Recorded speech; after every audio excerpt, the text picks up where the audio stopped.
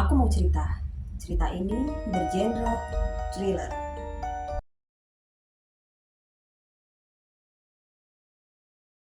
Cerita ini saya beri judul Tiga Keramat. Selamat merayakan dunia imajinasi. Pap para para pap.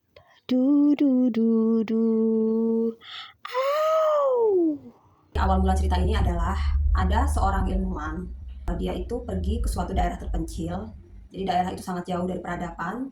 Dia melakukan penelitian tentang komunitas atau suku di daerah tersebut yang mensakralkan angka 3. Kalian bayangkan dulu deh, sebuah desa terpencil yang letaknya di sebuah lembah, dan untuk menuju ke sana kita perlu effort yang benar-benar maksimal.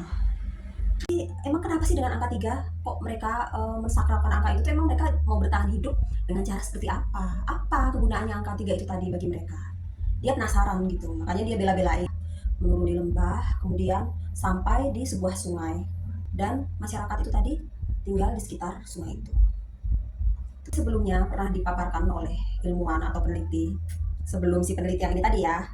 eh, Contoh-contohnya adalah bayi umur 3 tahun harus disunat. Kemudian anak laki-laki usia remaja 13 tahun, dia harus tinggal di gubuknya sendiri dan hidup secara mandiri.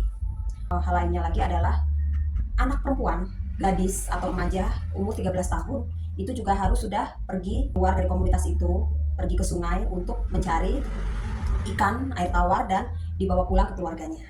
Kemudian mereka cuma boleh bekerja itu selama 3 hari berturut-turut. 4 hari lainnya dalam seminggu mereka harus istirahat. Yang lebih mengerikan, remaja putri usia 13 tahun, mereka harus menikah dengan remaja pria yang seusia mereka. Itu adalah beberapa hal yang berkaitan dengan kesakralan angka 3. Oke, lanjut. Sebenarnya si ilmuwan atau si peneliti ini dia agak sensi juga sih sama aturan-aturan tersebut. Tapi kan itu kan bukan haknya dia ya untuk menghakimi.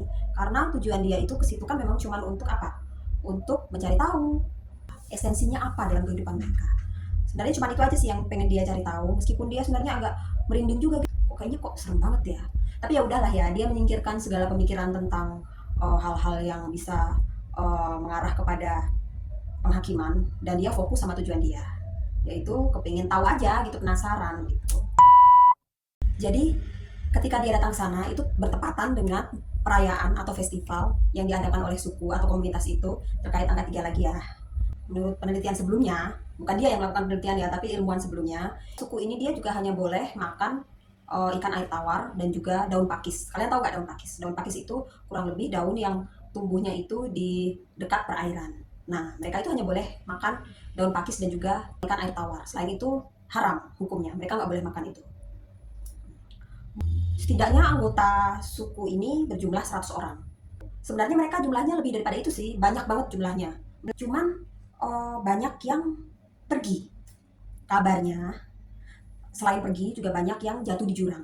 Jadi kan kalau untuk menuju ke sana kan mereka kan ya menuruni lembah gitu. Dan ketika mereka kabur, melarikan diri, kabur atau entah kemana, nggak jelas alasannya kemana, sebagian dari mereka itu tuh jatuh di jurang dan nggak diketemukan gitu.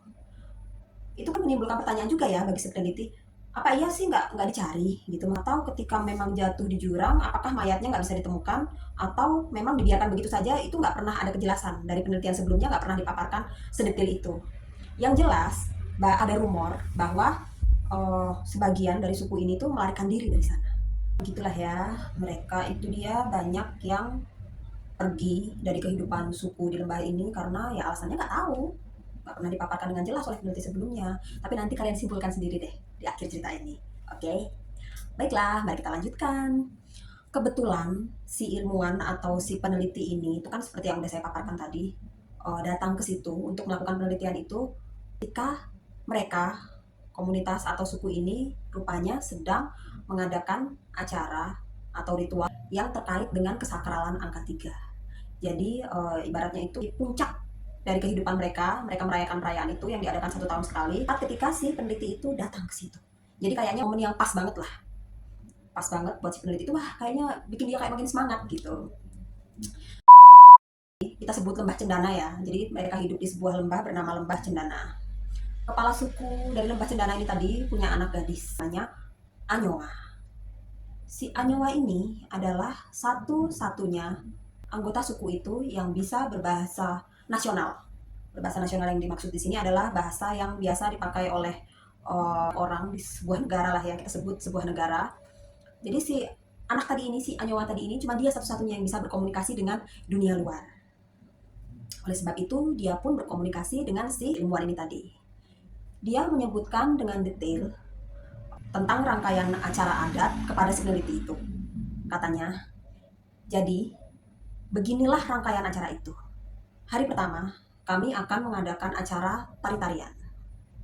30 orang akan menari dengan susunan 3-3-3. Dan mereka akan bergantian setiap 3 jam. Kami nggak akan putus-putus. Melakukan tari-tarian itu nggak akan putus-putus. Kami hanya berganti formasi aja, berganti anggota aja. Setiap 3 jam sekali, 3-3-3. Tapi terus seperti itu. Kami, anggota suku yang lain, akan menyanyi dan menari seharian. Hari kedua, acara makan besar. Jadi, kami akan memakan apapun selain daun pakis dan ikan. Jadi kan seperti yang sudah saya sebutkan tadi ya, haram hukumnya bagi mereka untuk makan selain daun pakis dan ikan air tawar yang mereka dapat dari sungai. Tapi di hari itu, perayaan hari kedua itu, mereka boleh makan apapun. Nah, karena itulah mereka atau kepala suku ini sempat meminta syarat sama si peneliti ini tadi, tolong dong kamu bawain 2 ekor kambing jantan. Kalau kamu mau bergabung sama komunitas di sini, kamu mau tahu tentang kehidupan kita di sini, tolong dong kamu bawain 2 ekor kambing jantan, baru kamu boleh masuk komunitas kita. Gitu. Si ilmuwan tadi itu jelas saja menyanggupi lah, biarpun dia harus keluar biaya untuk membeli 2 ekor kambing jantan, tapi dia nggak masalah gitu, no problem, nggak apa-apa, asalkan dia boleh bergabung di sana. Jadi sebelumnya dia memang sudah mengirimkan dulu 2 ekor kambing jantan untuk mendukung pesta mereka itu. Sebenarnya sih si ilmuwan ini merasa agak ganjil sih. Maksudnya bukannya mereka punya aturan terkait angka 3 ya? Kenapa yang diminta cuma 2 ekor ya? Tapi ya udahlah ya, dia nggak mau berpikir terlalu jauh, dia nggak mau berpikir terlalu dalam, karena dia merasa ya udah yang penting aku bisa diterima di situ, nggak masalah itu. Nah, kemudian perayaan hari ketiganya apa dong? Oke, perayaan hari ketiganya si Anyoa tadi itu, anak kepala suku tadi itu, dia pun menjelaskan dengan berkata, kemudian perayaan hari ketiga adalah kami akan mabuk-mabukan. Kami akan meminum arak. Jadi itu merupakan perayaan penutupan, dan untuk menutup sukacita kami itu kami akan mabuk-mabukan. Dari 3 hari itu tadi kamu hanya boleh ikut perayaan di hari kedua. Hari pertama dan hari ketiga kamu nggak boleh ikut. Ya mendengar seperti itu, si peneliti ini tadi dia ya nggak apa-apa lah, nggak apa-apa. Perayaan hari pertama ngapain sih aku nari-nari? Nggak masalah, aku nggak bisa nari, aku nggak ngerti kalian ngapain. Kemudian hari ketiga juga buat apa? Aku nggak mabuk-mabuk karena aku bukan tukang mabuk, nggak masalah itu. Tapi kalau hari kedua kayaknya aku seneng banget deh, karena aku diperbolehkan untuk ikut makan, ikut pesta kalian, pesta besar, makan-makan kalian. Jadi si peneliti itu tadi nggak keberatan lah dengan segala macam persyaratan yang sudah dijelaskan sama si Anyoa, sama si anak gadis dari kepala suku ini tadi. Dengan sukacita dia menerimanya. Nah, si Anyoa ini tadi pun berkata lagi, oke Mas Di, namanya Mas Di, nama peneliti tadi itu ternyata namanya Mas Di. Oke Mas Di, karena kamu tidak bisa ikut perayaan di hari pertama dan hari ketiga, tentunya kamu harus tinggal di gubuk yang ada di pojok sana, di pojok desa itu. Sebenarnya si Mas Di ini mulai bertanya-tanya, kenapa aku harus tinggal di situ? Kalaupun aku nggak boleh ikut perayaan mereka, kan aku kan punya perlengkapan kemah sendiri. Pokoknya nggak harus tinggal di gubuk sana kan nggak apa-apa ya. Tapi ya udahlah ya, karena dia itu merasa cukup lega, merasa cukup senang boleh bergabung di sana. Akhirnya dia tetap ikut aja lah, apapun yang Anyoa minta dia tetap oke, nggak apa-apa, nggak masalah. Aku akan tinggal di gubuk sana. Tapi si Anyoa ini ternyata berkata lagi, dia bilang, kamu butuh jamahan dari dewa kami. Hah? Si Mas Di bingung, dewa? Aku nggak percaya sama dewa kalian. Aku nggak peduli sama dewa kalian. Aku cuma kesini cuma untuk melakukan penelitian.